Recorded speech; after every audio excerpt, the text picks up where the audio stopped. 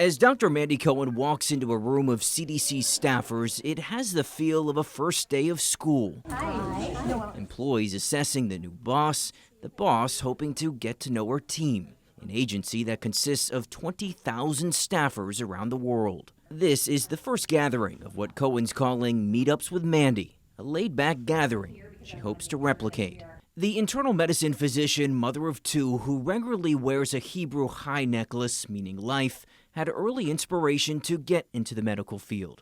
Her mom was a nurse practitioner. I saw how her work really impacted not just the person she was serving, but their families and then communities. We joined Cohen in Atlanta at the CDC's headquarters shortly after President Joe Biden chose her as director, replacing Dr. Rochelle Walensky, who recently stepped down. What was it about the CDC that made you say, I want to get back into the public sector? So when an opportunity to lead an agency whose mission is to protect the health of this nation and frankly the world, it was easy to get to yes. Good afternoon. I'm Dr. Mandy Cohen. Cohen became a household name in North Carolina, leading the state's Department of Health and Human Services during the height of the COVID pandemic. At every turn, Cohen, armed with her graphs and preaching what were known as the 3 W's, spoke to North Carolinians through constant press conferences. She gained respect from both sides of the aisle in this politically purple state. While we saw trust go down in lots of institutions, we actually saw trust increase in North Carolina. So we measured trust in the Department of Health and Human Services, and we saw that increase. But being trustful is not something the agency she now heads has recently become known for. A study published in March by Health Affairs found 26% of Americans in a survey last year did not have a lot of trust in the CDC. Do you think, though, there were things that could have been done differently at the CDC? Folks have been very clear that the CDC did lose trust. There were some early places where the CDC did not perform and execute in the way that they needed to. The agency was criticized during the Trump administration for becoming political and moving too slow on COVID, while under the Biden administration it was condemned for not communicating clear guidance on COVID. Cohen says she plans to focus on transparency, execution, and building relationships with the public, health leaders, and politicians, Democrat and Republican. In Congress, House Republicans are looking to make significant cuts to the CDC in the budget. Just like we have a military to protect us here and around the world, we need a CDC that can protect us. We cannot see those cuts and have the national security asset we need here at the CDC. A threat to national safety could play out this winter. Cohen says she's closely watching the risk of a triple-demic, a mix of the flu, RSV, which the CDC recently approved a vaccine to be administered to people of some ages, and COVID, which Cohen tells us the CDC will likely issue guidance on in September for how often to get vaccinated. We anticipate that what COVID will become is similar to what we're seeing with flu shots, where it's going to be you get your annual flu shot and you get your annual COVID shot. Convincing all Americans to get a shot is the challenge. I'm very worried about folks not vaccinating their kids. There's plenty of other things that are hard as parents that we can't do. This is one that we can. Nice to meet you. In many ways, the job of a government agency head is part policy and part communicator. Cohen is doubling down on the latter, trying to create a camaraderie within a worldwide agency, while aiming to restore trust in medicine and in a place where the goal is about saving lives. In Washington, Reuben Jones, Spectrum News 1. It was the most emotional moment probably I've had. I literally, the funeral home let me go in alone. They shut the door. I got up to the casket and I just fell to the ground. I was an absolute emotional wreck. From the moment Kelly Weeks lost her husband Tommy, she says her mindset remained the same. Everything will be okay. Strength, she says, she found within herself for those around her. I went the very next day to see his brothers and sisters at the marshals at the courthouse, and I told them, if you could see their faces, there's a lot of guilt, survivor's guilt. I should have been there. Why? So you could be shot? I mean, like all of those questions, no. And I said to them that this was a tragedy, and if he had died in a car accident, would you feel guilty? If he died in a plane crash, would you feel guilty? No. Okay, well, this is no different. This tragedy is the same. There's no no one could have changed the outcome. That outcome, weeks, along with 3 officers shot and killed while serving a warrant in Charlotte on April 29th. While reality sets in, her appreciation for law enforcement makes her feel closer to him. I think it's public knowledge my husband was the first one to be shot. So they knew they were heading into a bad situation, and they showed up anyways. They knew that they were headed into danger, and they showed up anyways. Some of them were already off duty and showed up anyways. She says Tommy's death won't be for nothing. What I said, and I keep saying, is I don't want his death just to be another death, another police officer shooting. It can't be that. Kelly tells me her purpose for life has new meaning. Deputy Tommy Lee's watch has ended. Although she hasn't figured out exactly what the plan looks like just yet, she says it will revolve around using Tommy's tragedy for good. I lost my husband, but they sacrificed every day. So I feel like I need to give back to them more. We're working that out. If you could say something to Tommy now, what would you say? There's lots of things I would say. I think the most important thing is everything's going to be okay. We're going to take care of all the things we need to take care of. We miss you. We love you. And for him to be proud of everything that this country and the people around us are doing to honor him, that tells you that he was important. What he did was important, and that I know he would be worrying about us. I know that. And just to keep reminding him that we're not going to lay down and play dead, and that we're going to be okay, and that we will figure out how to keep being strong so that our lives continue for him. He would want us to live our lives for him.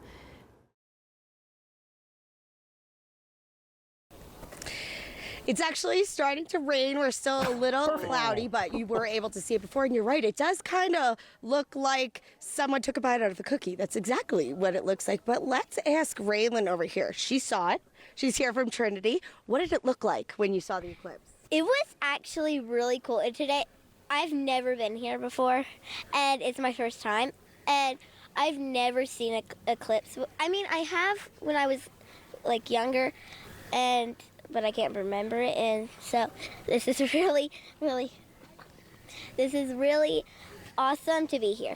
Did it look like someone took a bite out of a cookie? Yeah, at first, but like as soon as it curved over, it kind of looked like a ginormous toenail. That's why I like to crawl cuts and move. And then it looked like a cookie.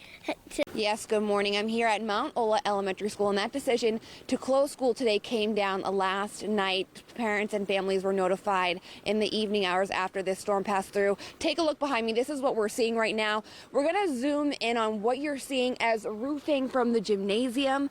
That was determined last night when the chief director of operations for the school district came out here to assess some of this damage that ultimately led them to the decision to close down school today. Down power lines, we have crews out here as well addressing the power outages that we're experiencing.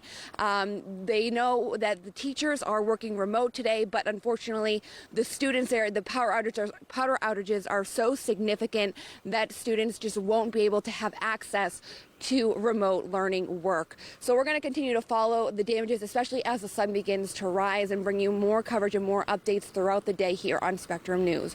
Reporting in Rowan County, I'm Molly Hurley, Spectrum News 1. Molly, thanks so much for that. Turns out it's a little bit more gusty than we thought it would be out here. And you can tell that by the water behind me. You can see it's becoming a little bit more choppy. The trees are starting to flow more. Same with those flags that are flowing in the wind. But the owners and the mother that lives right above the building of that market right next to us, they say they've been preparing for this, and they're going to continue to prepare as we see the storm ride out. Yeah, good evening. This was a moment long time coming for Joe Biden, taking the oath of office in a country that is deeply divided, still trying to come to grips with the reality of what happened here at the nation's capital. I'm here at Atrium Health in Charlotte, where just a couple of hours after the vaccine was delivered, Atrium's medical director of infection prevention became the first person in North Carolina. President Biden's bigger priorities will require congressional approval, and considering Democrats have a slight majority, it's a very thin margin. Sharon and Loretta, good evening to you and good to see you. We are in an untraditional election year, and that has made for an unlikely election viewing party here tonight. Just this evening, taking aim directly, squarely at some of the Trump administration's banner issues throughout their 4 years in office. Hey, Mike, so Governor Onscenes says that preparations actually began last week in anticipation of this storm. The Department of Transportation, Governor Onscenes says, has been out brining the streets. Tim, I'll let you take that. Yeah, I was just going to say there, I just didn't mean to cut you off, but there is the president and the first lady wearing warm clothes. It's obviously, and Courtney could tell us this, it's cold in all of North Carolina right now. But there is the president of the United States coming down the steps of Air Force One. And it is cold in Western North Carolina still. And that's one of the big issues with this, trying to get people back in their homes, although it's been an issue with misinformation too. I just talked with a state Republican lawmaker who said that people are not staying in tents unless they've chosen to. And so this is the moment we're trying to see. We're blocked by all these big security vehicles. Well, there's no denying that Vice President Harris has support here in North Carolina. People started gathering here as early as 6 o'clock this morning. North Carolina is, as we know, a battleground state, so it comes by no surprise that she would come here and try to secure that vote ahead of November. When it comes to the economy and abortion and a forward-thinking approach to a seat in the White House, Vice President Harris didn't hold back. Abortion was a strong topic Tuesday night, and again here in North Carolina, her campaign released a new ad today in battleground states that highlight each of her and Republican nominee Donald Trump's positions on abortion. And talking with North Carolinians, it's apparent that this is an issue they wanted to hear more from the vice president about. The campaign trail continues with just 43 days away from Election Day. Tonight, VP nominee Senator J.D. Vance took to the podium to a church in Charlotte to spread a message to supporters, a message that focused on faith. The event was called Ballots and Believers, and much of Vance's speech centered around God and his connection to faith. He says this election will determine the future of religious liberty, and then he shifted his focus on what he calls Vice President Kamala Harris's wrongdoings, discussing the COVID-19 vaccine, abortion, and transgender rights. Vance says as long as he and Trump are elected, progressive politics won't exist. Former President Barack Obama made a stop in Charlotte Friday, showing his support for Vice President Kamala Harris and Tim Walz. Obama says Harris knows what people are going through and cares about what people are going through. He added Harris has a plan for Americans. Well, here in Cabarrus County, former President Trump met with faith leaders. His administration says that they stand firmly behind protecting religious freedom. But as I look back at my life's journey and events, I now recognize that it's been the hand of God leading me to where I am today. Trump has said religion is a cornerstone for America. As president, he updated federal guidance to preserve students' right to pray in public schools. He's also issued an executive order aimed to prevent anti-Semitism as part of the Civil Rights Act. But some voters who attended tell Spectrum News they want more from the former president on the key issue of abortion.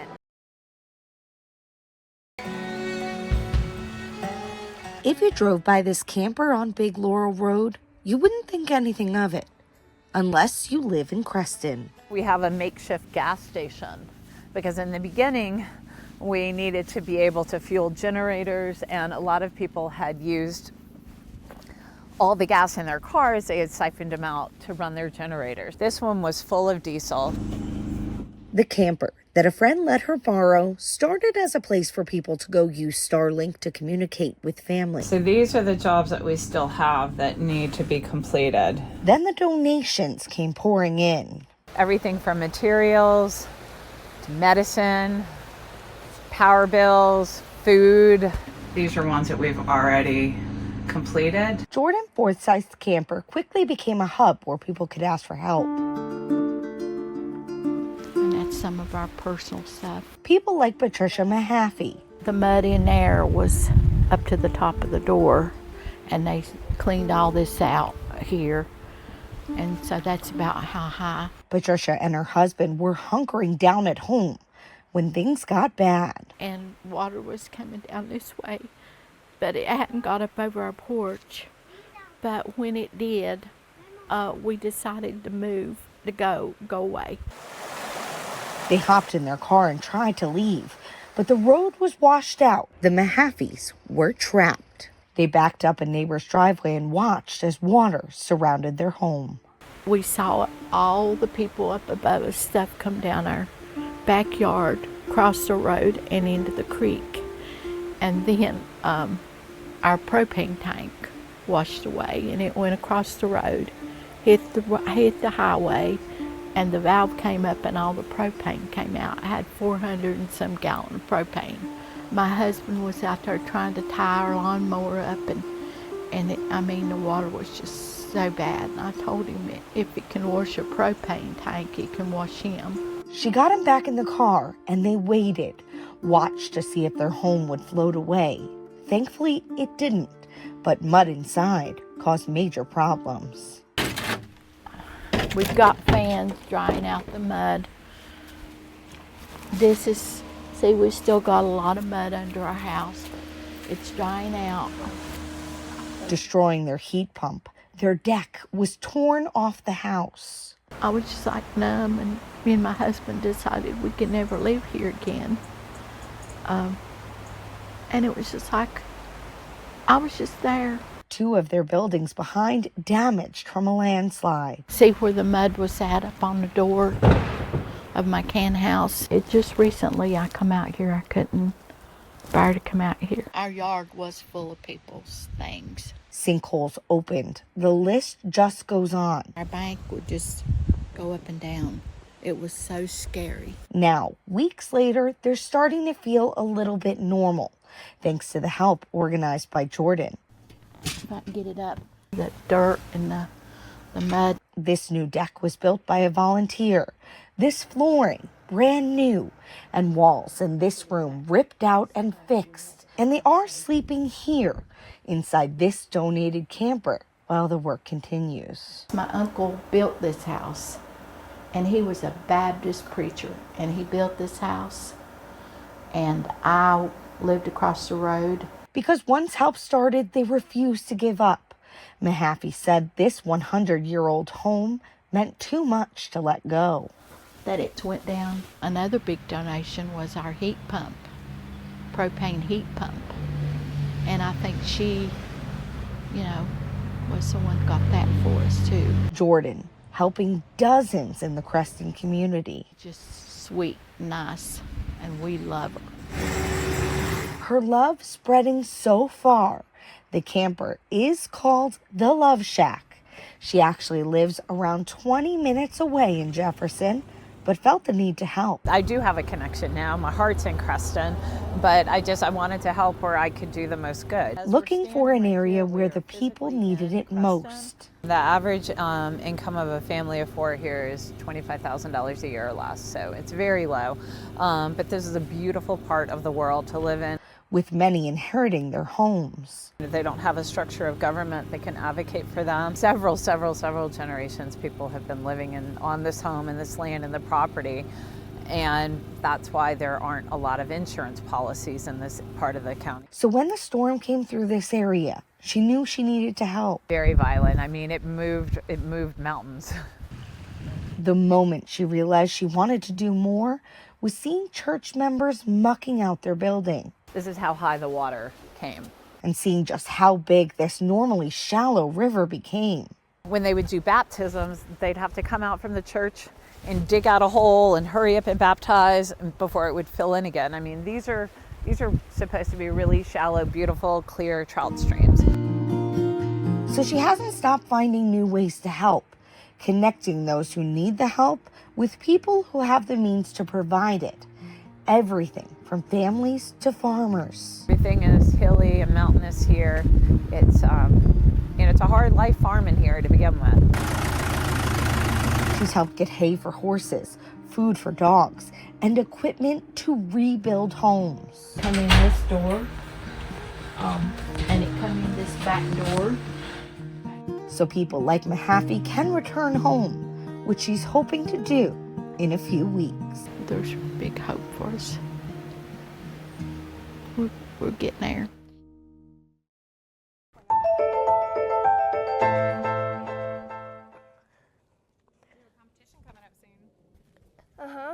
You'd never know, looking at this athletic 11-year-old girl doing backflips on her trampoline before cheer practice, that she was battling cancer just a few years ago. Her mom, Brandy, is her biggest cheerleader. Spirit fingers. As they celebrate life without cancer for the past 5 years.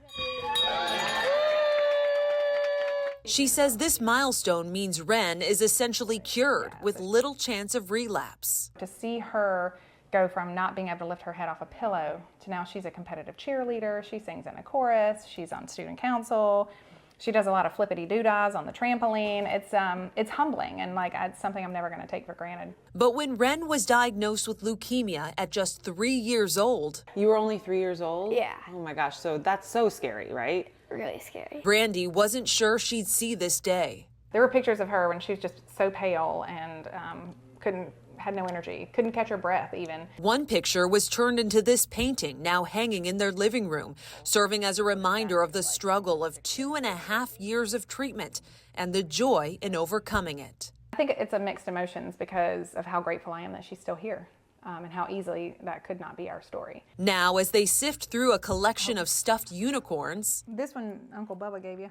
Yeah. They say these fluffy guys represent much more than cute mythical creatures. When I was little, I needed a bunch of blood, and a nurse walked in and with a big bag of blood, and I was terrified of it because I was 3, and the nurse recognized that, and she said, "Don't worry, it's unicorn juice. It's going to make you feel better," and it did. The Red Cross says blood, or unicorn juice, is needed by people every 2 seconds in the U.S. Ren was one of those people, and she needed a lot of it. She needed 17 blood transfusions just that first year of treatment, just to get through the chemo that we were giving her. But the Red Cross says not nearly as many people are giving blood as they have in the past. 40% fewer, in fact, over the past 2 decades, something this mother-daughter duo is hoping to change by continuing to share their story. Even as a nurse, it's really struck home to me that I never really thought about where the blood came from. But strangers were there for my daughter, so now it's our mission to make sure more people give blood, because only a small part of the population that can donate blood actually do donate blood. I'm really grateful for people who give blood because they basically saved my life.